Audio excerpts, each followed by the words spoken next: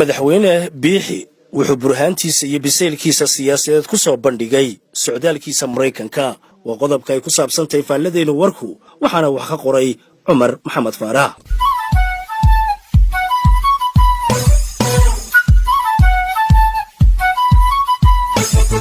socdaalka madaxweynaha Soomaaliland mudane Muuse Biixi Cabdi uu ku joogo dalka Mareykanka maalintii shanaad ayaa noqday mid soo jiitay indhaha warbaahinta dunida gaar ahaan wakaaladaha iyo wargeysyada caalamiga ah oo si weyn u baahiyay khudbadii madaxweyne Muuse Biixi uu kaga xaal waramay duruufihi ay soo martay dawladnimada Jamhuuriyadda Soomaaliland iyo xaq ay u leedahay ay ka tashigeeda qarannimo. wafdiga madaxweyne Muuse Biixi waxa uu dhimbiil ku noqday dawladda Farmaajo oo dagaal aanay waxba ula hadhin u gashay sidii ay u baatin lahayd socdaalkaasi oo ay ka taransantay hunga iyo daal markii maamulka Mareykanku dhabarka u jeediyay dalabkii xukuumadda Farmaajo. madaxweyne Muuse Biixi wuxuu khudbadii saamaynta lahayd ee uu ka jeediyay xarunta The Heritage Isniintii uu ku soo bandhigay burhaantiisa hogaamineed iyo biseylkiisa siyaasadeed waxaana u weyneyd dhowr qodob oo ay ka mid ahaayeen inuu si xeel dheer uga warramay waayo-aragnimada ay Soomaaliland u leedahay inay dib u dhiska dalkeeda ka soo bilowday sagxadda hoose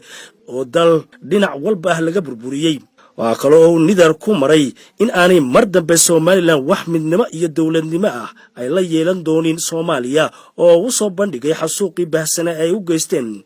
50,000 oo qof oo rayda. wuxuu si farshaxan leh dawladda Mareykanka ugu booriyay in aanay seegin in ay wax la qabsato Jamhuuriyadda Soomaaliland oo ay xafiis ka furato magaalada Hargeysa. madaxweynuhu waxa uu sheegay in Soomaaliland tahay dal dimuqraadi ah oo ku yaala goob istiraatiiji ah oo Mareykanka wax badan kala qaban karta masaalixdiisa gobolka Geeska Afrika. madaxweyne Muuse Biixi socdaalkiisa Mareykanka waxa durba ka dhashay natiijo wax ku ool ah kadib markii 6 xildhibaan oo ka tirsan baarlamaanka Mareykanku ay warqad dheer u qoreen xogayaarimaha dibadda Mareykanka Antony Blinken oo ay ku booriyeen in Mareykanku xiriir iskaashi qoto dheer la yeesho Jamhuuriyadda Soomaaliland oo xudun u noqon karta dalalka xulafada cusub ee Mareykanku ku yeelanayo Geeska Afrika. waxaa kaloo la kulmay mas'uuliyiin sarsare oo ka socota golaha ammaanka qaranka Mareykanka waxaana kulankaasi laga wada hadlay iskaashiga nabadgelyada iyo dimuqraadiyadda iyo horumarinta. sidoo kale madaxweynaha qaranka Soomaaliland iyo wafdigiisu waxay kulamo kale la yeesheen hay'adda caalamiga ee dimuqraadiyadda qaranka Mareykanka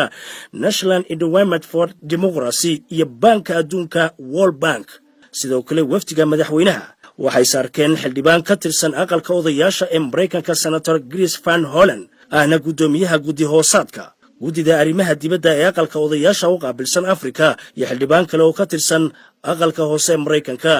Adam Smith ahna gudoomiyaha guddida adeega ciidamada ee golaha wakiilada Mareykanka. ugu dambeyn waxaa madaxweynuhu kulamadiisa ku soo gunaanadaya shir ballaaran uu la yeelan doono jaaliyadda Soomaaliland ee dalka Mareykanka oo muujisay dadaal